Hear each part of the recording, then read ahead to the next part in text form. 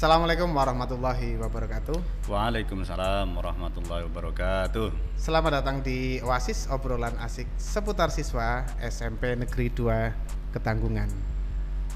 Pemirsa, kita ketahui bersama bahwa siswa merupakan salah satu unsur utama dalam sebuah lembaga pendidikan. Terkadang prestasi ataupun kegiatan siswa itu dijadikan sebagai salah satu tolak ukur bahwa sekolah tersebut dikatakan maju atau kurang maju. Padahal seharusnya masih banyak unsur-unsur yang lain, tapi dalam prakteknya atau dalam perkembangannya, perkembangan siswa-siswa tersebutlah yang dalam masa remaja, masa perkembangan yang terkadang di perjalanannya kita mengalami beberapa masalah atau kendala-kendala. Dan pada hari ini kita akan ngobrol-ngobrol dengan rekan guru kami, membahas tentang perkembangan siswa dan juga segala permasalahannya. Dan sudah hadir di depan kami semuanya Bapak Muhammad Komarudin. Selamat datang Pak Komar di Oasis. Selamat datang Pak Ari. Apa kabar Pak Komar? Alhamdulillah baik. Terima kasih atas undangannya. Sama-sama Pak, karena kita juga menunggu waktunya Pak Komar ini cukup susah, jadi alhamdulillah hari ini kita bisa ngobrol bersama dengan Pak Komar dan mudah-mudahan obrolan ini bisa banyak manfaat untuk kita semua Pak. Amin. Ya, untuk di awalnya mungkin perlu dijelaskan dulu Pak. Pak Komar itu mulai di SMP 2 Ketanggungan semenjak kapan ini Pak? Oh iya, ini pertama saya sampaikan terima kasih atas undangannya. Ini suatu kehormatan bagi saya bisa bergabung di Oasis. Iya, sama-sama. Ini lagi ngetren. Saya pantau ini sudah ngetren ini. Nah, alhamdulillah saya bergabung di SMP Negeri 2 Tanggungan ini tanggal 9 Juni tepatnya 2022. Ya, betul, berarti kebetulan di ajaran baru. Ajaran baru, saya lolos di seleksi P3K dan ditempatkan di SMP Negeri 2 Tanggungan. Jadi sudah hampir 1 tahun nih. Sudah hampir 1 tahun.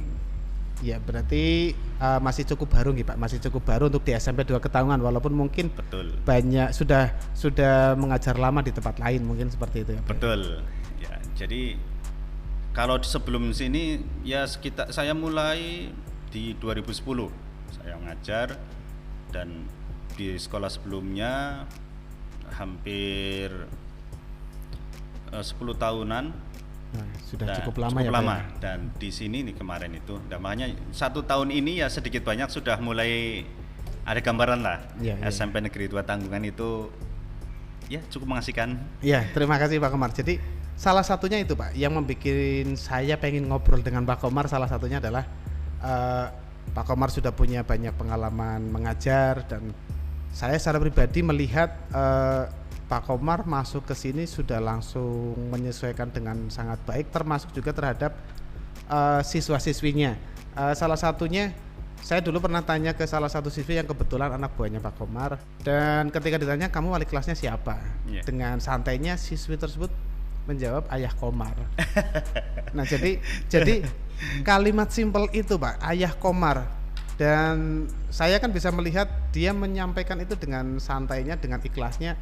Saya mengambil kesimpulan kayak ada sebuah kedekatan antara siswa dengan gurunya, dan saya yakin itu tidak asal-asalan tahu-tahu seperti itu Pak. Saya yakin panjenengan punya rumus-rumus tersendiri yang mungkin barangkali boleh dong kita dikasih bocoran biar mengelola siswa yang baik itu yang seperti bagaimana gitu Pak. Iya.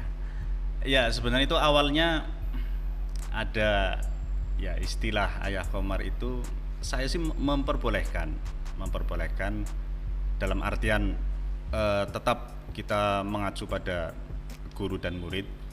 Cuma ketika kita memandang siswa kita itu jangan pakai pandangan sebelah mata saja. Siswa itu kita jadikan sebagai anak kita, karena kita posisi guru berarti orang kedua setelah orang tua kandung mereka, dan itulah yang menjadi tolak ukur bahwa kedekatan kita bukan hanya di jasad saja, fisik, pertemuan setiap harinya, tetapi juga kita tanamkan bahwa kedekatan anak didik dan guru itu juga perlu adanya kedekatan batin, yaitu saling rasa pengertian, saling rasa mengetahui kebutuhan siswa kita apa, dan dari itu siswa-siswa kita, khususnya saya alhamdulillah diberi tugas sebagai wali kelas 9, makanya kedekatan ini mulai terjalin. Makanya, Pak, saya mau ambil ayah saja Pak, ya silahkan, saya bebaskan. Iya, dan itu menyenangkan loh Pak, maksudnya ada respon, berarti kan ada respon balik dari siswa ya Pak. Betul. Saya pengennya manggil ayah saja. Betul. Itu sebuah respon yang baik. Nah, sekarang selanjutnya gini Pak, kebetulan Pak Komar itu jadi salah satu wali kelas di wali kelas 9. Kalau di SMP berarti kan kelas 9 sudah yang paling senior ya Pak ya? Betul. Paling betul. senior, dan mereka menginjak masa-masa puber menuju dewasa yang biasanya nih sudah mulai bermunculan Pak tingkah-tingkah yang agak-agak mencari jati diri lah, atau mungkin agak nyeleneh, dan secara perkembangan itu wajar, tetapi kita kan karena di sekolahan tetap harus menanamkan kepada mereka yang baik itu yang seperti apa, yang kurang baik seperti apa untuk di sekolahan. Karena saya teringat ketika awal masuk ada salah satu siswa mungkin lalai atau apa, terlalu asik liburan, sampai akhirnya ketika berangkat dia lalai bahwa rambutnya masih berwarna merah Pak. Betul, saya ingat.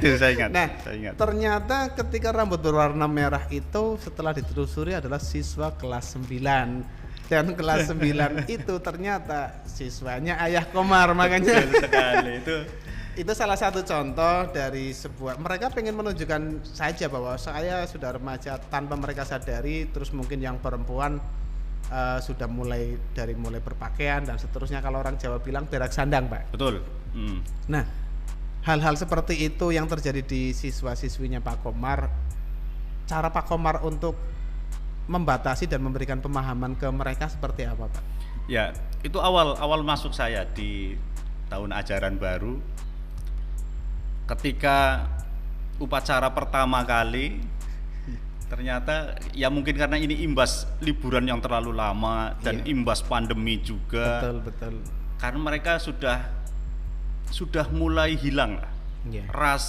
Rasa sekolah itu seperti apa? Itu sudah mulai hilang. Betul Pak. Karena 2 tahun lebih mereka dibebaskan dengan pergaulan mereka di rumah tanpa pengawasan guru ya. Hanya mengandalkan ibu bapak mereka, itu sangat kurang sekali. Nah, pas itu saya menjumpai tadi yang Pak Ari bilang, ada anak berangkat sekolah dengan rambut yang masih berwarna merah. Dan saya benar-benar tidak membayangkan, ternyata anak itu adalah anak buah saya di kelas 9 itu. Iya. Luar biasa. Saya masuk kelas, lah kamu di 9 ini. Nah, itulah yang namanya pubersitas atau naiknya perkembangan kejiwaan dan fisik peserta didik, itu yang perlu kita perhatikan bareng-bareng. Siswa ini, apalagi ya perkembangan di kelas 9 ini hampir sudah mulai kompleks. Seluruh siswa ini meningkat menjadi dari remaja akan menuju ke dewasa. Nah, perkembangan perubahan penampilan juga akan sangat mempengaruhi dari siswa tersebut. Nah, ini dipicu dari yang jelas tadi, bawaan dari masa libur yang berkepanjangan itulah, dengan tidak adanya batasan-batasan yang disampaikan oleh orang tua secara detail. Karena orang tua ya yang penting anaknya ada di rumah, dan main kemana saya pun ya yang penting pulang. Jadi tidak mengontrol kejiwaan mereka, tidak mengontrol bermain dengan siapa sih mereka, lingkungannya seperti apa. Dan inilah yang menimbulkan gejolak perubahan yang begitu pesatnya. Mereka berpenampilan layaknya orang dewasa, dan juga ini menimbulkan berkenaan dengan penampilan ini menimbulkan ada yang merasa bangga, ada yang merasa minder. Yang bangga, oh ternyata saya tumbuh kembangnya itu bagus. baik itu dalam penampilan berpakaian, didukung dengan itu, dan juga didukung dengan bentuk, mohon maaf, dalam badannya itu sempurna lah, dalam kata lain seperti itu. Tetapi di samping itu juga di sisi lain ada siswa-siswa yang merasa kok saya semakin besar kok semakin seperti ini. Contoh, perkembangan remaja ini ditandai atau pubersitas ini ditandai dengan bentuk tubuh yang berbeda. Contoh di penampilan wajah yang tadinya bersih, ada jadi 1, 2 berjerawat. Itu memang alami dan wajar saja, natural seperti itu. Tapi itu menimbulkan satu keminderan. Yang tadinya berangkat sekolah sebelumnya tenang-tenang aja, semangat. Ternyata perkembangan penampilan pubersitas ini juga akan sangat berpengaruh dengan akademisnya nanti. Jadi misalkan izin nggak berangkat karena sakit, ternyata sakitnya hanya jerawat kayak gitu. Padahal mungkin karena malu menghadapi teman-teman. Yaitu perkembangan psikologis ya Pak ya. Psikologis. Dan itu pastinya kan sangat berpengaruh terhadap pembelajaran. Betul sekali, betul. Nah itu. Jadi memang peran wali kelas dan terutama orang tua juga juga harus sama-sama saling membimbing ya Pak ya. Dan ditambah dengan ini Pak, gadget Pak. Nah kalau kita ngomong gadget itu, kalau kita ngelihat perangkatnya kan sekecil itu Pak, ibarat genggaman ya. Makanya dulu ada bahasa dunia dalam genggaman. Betul. Makanya kalau kita lihat barangnya sekecil itu, tapi kalau kita nilai kan pengaruhnya sangat besar Pak untuk di perkembangan zaman ini, perkembangan teknologi. Hanya yang sangat besar itu kan terbagi menjadi 2 Pak.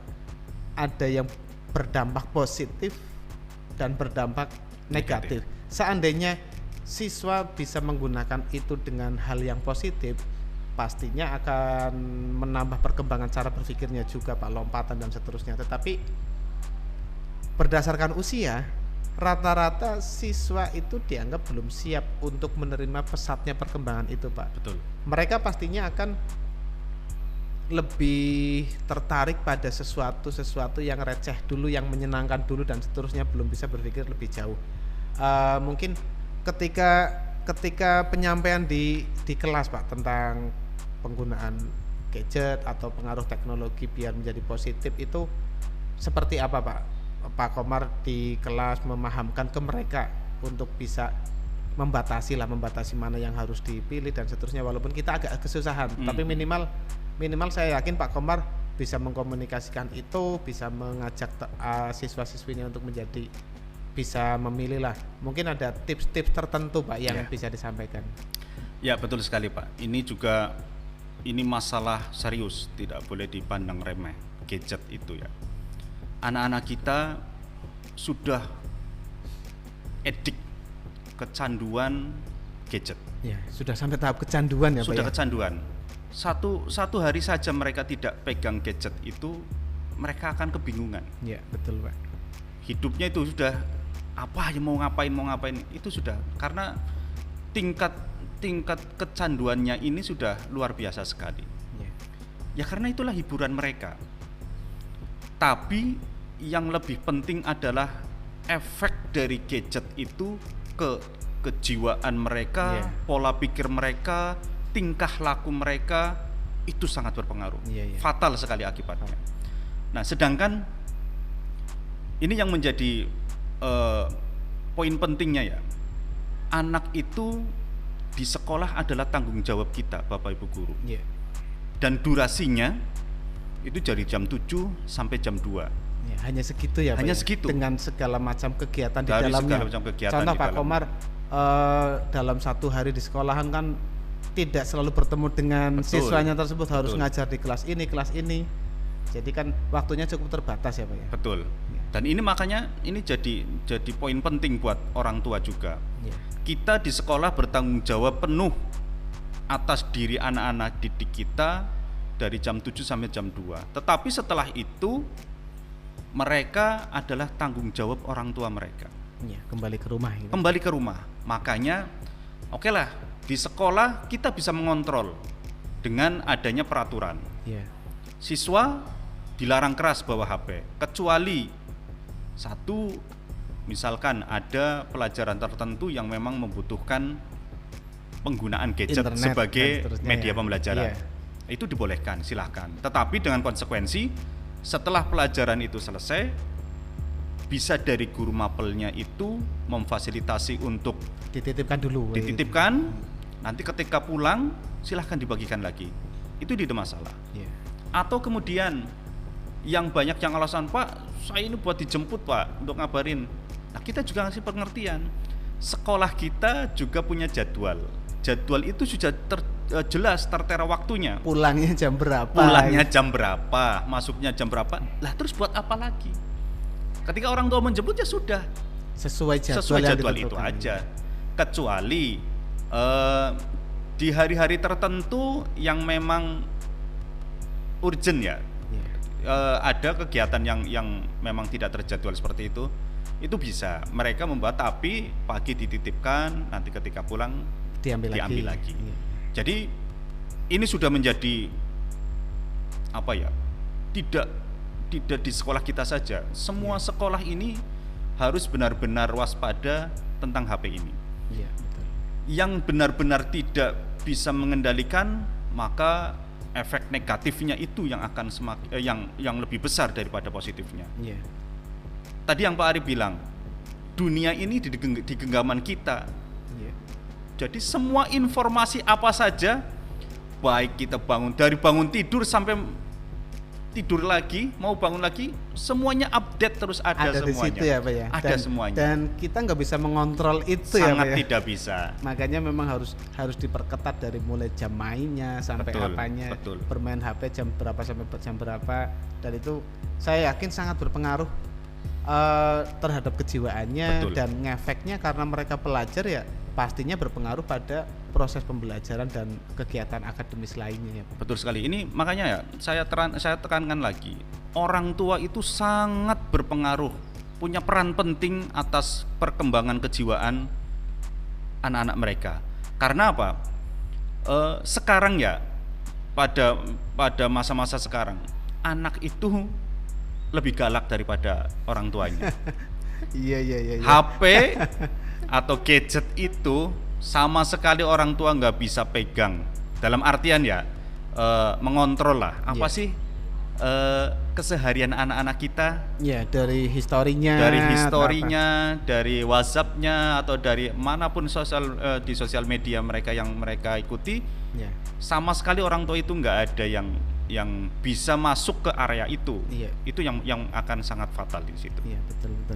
Nah itu Pak, makanya perkembangan remaja ini memang semakin kesini tantangannya semakin berat. Betul, seperti betul. itu ya Pak ya. Dan satu lagi nih Pak, tentang yaitu yang namanya remaja, kadang mereka kan bereksplorasi sebebas mungkin lah.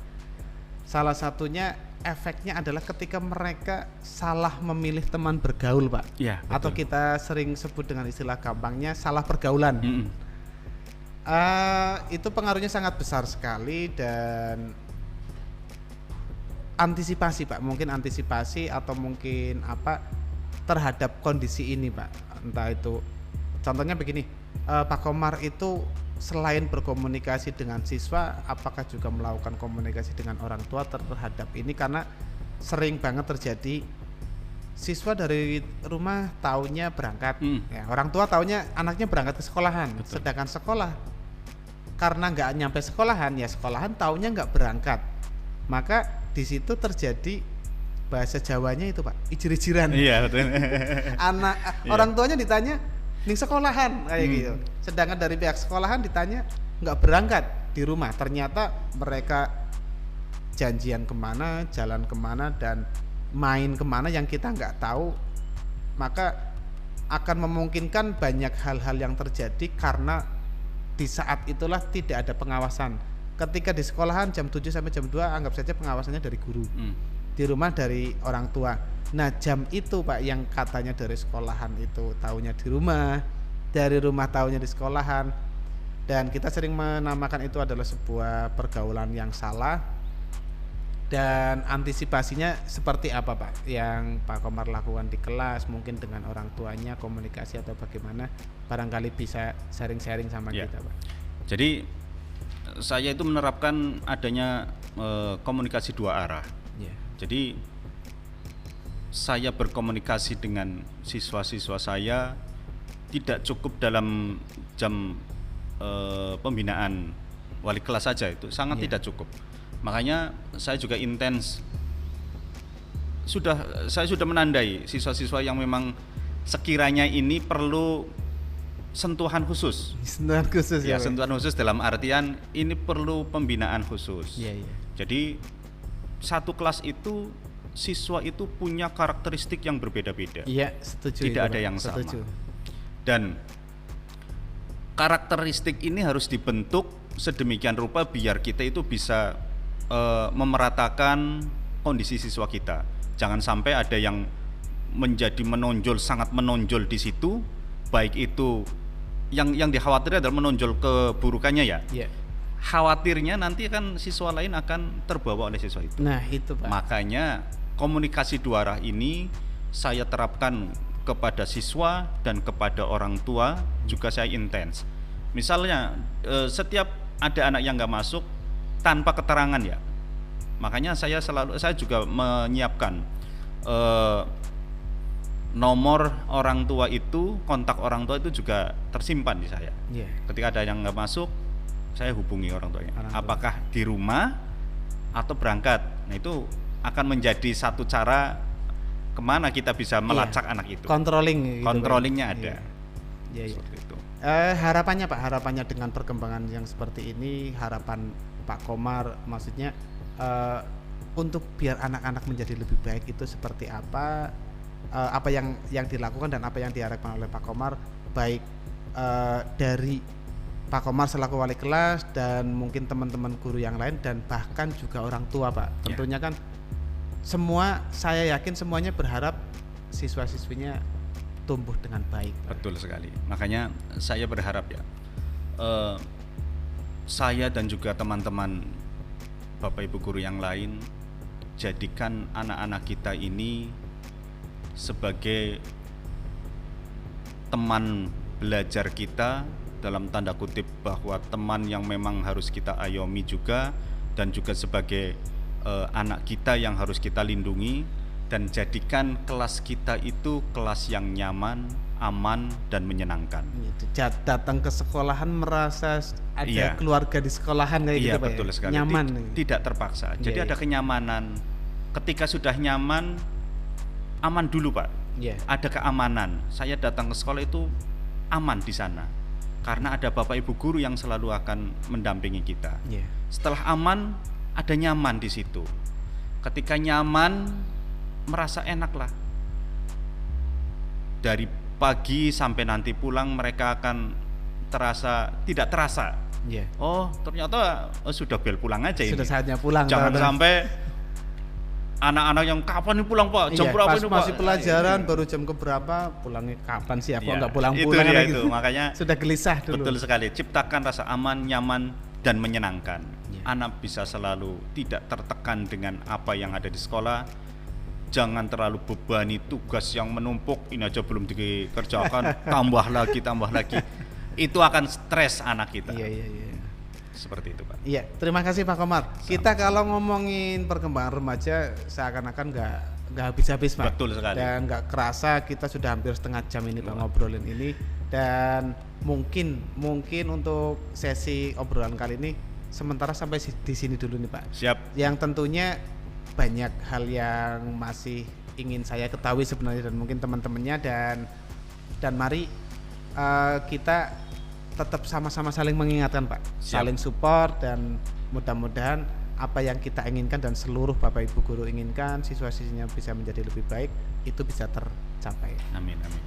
Begitu, terima kasih Pak Komar, dan kepada seluruh pemirsa terima kasih sudah menyaksikan obrolan ini, dan mudah-mudahan apa yang kita obrolkan hari ini termasuk harapan-harapan kami juga mudah-mudahan bisa terlaksana dengan baik, tercapai dengan baik, dan kami sangat yakin bahwa seluruh Bapak Ibu guru yang ada di sini dan bahkan di seluruh Indonesia mengharapkan seluruh siswa-siswinya tumbuh dengan baik.